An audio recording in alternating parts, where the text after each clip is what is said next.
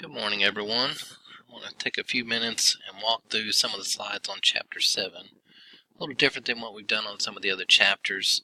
The majority of the calculations in Chapter 7 are just algebraic equations, as long as you understand the different variables included, which all that information is included in the text and also in the PowerPoint. You should be able to do the math behind those calculations. So not a lot of stuff in Excel or anything I need to go over from a calculation standpoint. So I want to go over the topics and some of the theories involved in the PowerPoint. So we're going to talk about features of common stock, valuing common stock, and we're going to look at the dividend growth model, the free cash flow model, and the market multiples. It actually goes free cash flow first and then dividend and market multiples.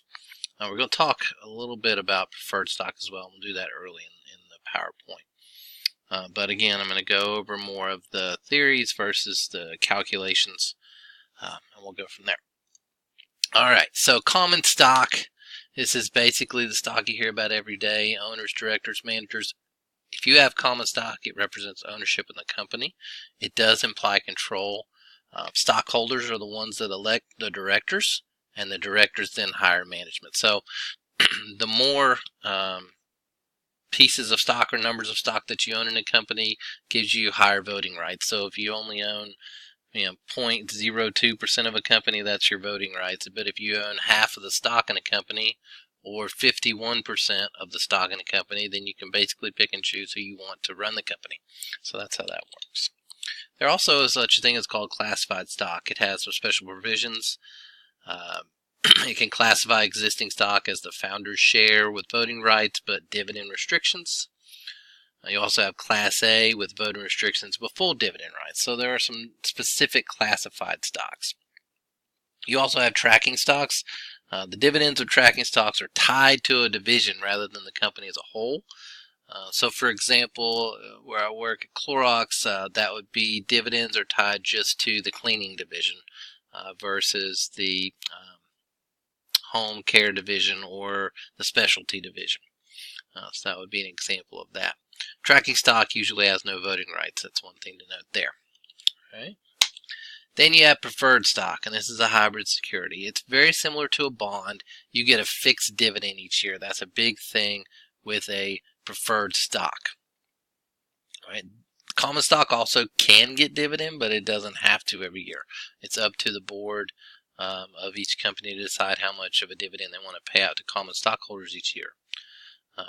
But when you get into the case of a bankruptcy, unlike bonds, preferred stock dividends can be omitted when they're in bankruptcy. Okay. All right.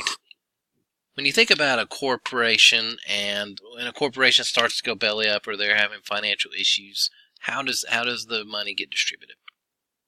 So this is another example of why you would want to have a preferred stock versus a common stock. So obviously the debt holders are first. So if you owe another company or an outside company money, you would have to pay them first. Secondly, the preferred stockholders would get their distribution of the stock value. And then after that, all common stockholders would be last. So then the question is, why would you not always have the preferred stock? Well, preferred stock, while they are guaranteed a dividend rate, it could be a lot lower than what a common stockholder would get. If the company does really well, they're going to increase their dividend. For the common stockholders, the preferred stockholders are going to have a standard set amount. So there's a little more risk with being a common stockholder, but there's more upside as well, upside opportunity. All right, so if we think about total corporations' value, their sources and claims over here, we look at the left, we've got their value of operations and then their market securities. When we think about debt, you've got their equity that's out there, then their long-term debt, and their preferred stockholders. So here's what we're really going to focus in on this chapter. So that was really just an introduction. We're going to talk about free cash flow model and how you value common stock using that model. The chapter, or at least the PowerPoint, spent a ton of time on that. Multiple slides with a lot of different equations that look very complicated, but they're just algebraic equations with different variables in it. but you can use that model. But you can also use some of the other models that we're going to show at the end of the chapter that are quite a bit easier to deal with, the dividend growth model and the multiples of comparable firms. So we're going to go through those. So first, let's look at the free cash flow model. So the cash flow available for distribution of all companies' investors, that's what's called free cash flow. This is generated by a company's operations, or daily operations, buying and selling of goods or services. Then you have the weighted average cost of capital. This is the overall rate of return required by the company's investors. All right, when we think about the value of operation, so the present value of expected future cash flows, discounted at that weighted average cost of capital, is the value of a company's operations. Again, here's one of your fancy equations. Once you understand what these equations mean, the FCF being free cash flow, it's not that hard to go through the equation. All right, so what are the different sources of value for a company? Obviously, they have their value of operations. Then they have non-operating assets, so short-term investments, other marketable securities, which would be stocks, bonds, stuff of that nature. Ownership of non-controlling interest in another company. And then you have value of non-operating assets is usually close to figure that is reported on the balance sheet. Okay, you'll see that. All right, so now we're going to get into estimating the value of operations. So free cash flows are forecast for 3 years in these examples. So the forecast horizon is 3 years. Now, if they had forecasted out their free cash flow for 5 years, the horizon would be 5 years. So this is just an example of this company. So growth in free cash flow is not consistent during their forecast. So we can't use consistent growth rate formula. You'd have to use the horizon value. All right, so I wanted to show you this chart. Here's an example or a timeline of free cash flow. We can see that in year 1, 2, and 3, they have actual dollar amounts that they've forecasted. But then in years 4 and on through infinity, they're using that year 3 value as sort of the base, that starting point, right? So that's where we're going to go back to year 3 as that horizon value. All right. So how much of the value of operations is based on cash flow from year 4 and beyond? So the horizon value is the value of free cash flow from year 4 and beyond, but it's discounted back to year 3, like I said. So the present value of the horizon value of year 3 is the present value of all free cash flow from year 4 and beyond. Another way to say the present value of horizon value 3 is the percent of total value due to long-term cash flows. Okay. So long-term versus short-term. Why do we focus on quarterly earnings? Right? When most of the value is from longer-term cash flow. That's a question that a lot of people have. Well, quarterly earnings can really signal a change in future cash flows. It's a long enough time period that it's typically not one-offs. That's why there are quarterly investment calls for all corporations. You really see, hey, there's something good or bad going on here.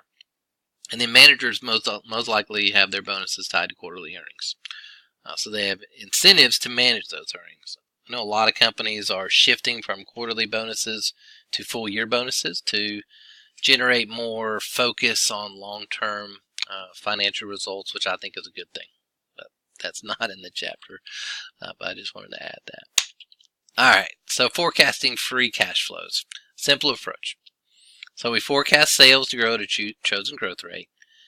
We can then forecast net operating profit after taxes and total net operating capital as a percentage of that sales. So here's a current situation. We have sales of 2,000, net operating capital 1,120. We have our operating profitability ratio 4.5, capital requirement at 56%. Our weighted average cost of capital is 9%. Right. So in this scenario, our operating ratios remain unchanged. We're forecasting sales to grow by 10, 8%, 5%, and 5% over the next 4 years. And the long-term growth rate in sales is 5%. Again, that target weighted average cost of capital 9%. So here's our assumptions on a forecast sheet. I'm not going to read through that again. It's just what we walked through. So now we're going to look at the forecasted free cash flow given this information. All right, we see the actuals that we just walked through. And we can see in year one our free cash flow is negative. Right? It's not good. We can also see that our return on invested capital is 8%, which is less than our weighted average cost of capital of 9%. That's not positive. But we also see in year 2, 3, 4 growth in free cash flow, which is a positive thing, right? So let's look at this again from a results perspective. So the ROIC is too low. We know that. The capital is not earning enough to meet their investors' required return. So the horizon value is less than the total operating capital, and the current value of operations is less than the net operating capital. Okay.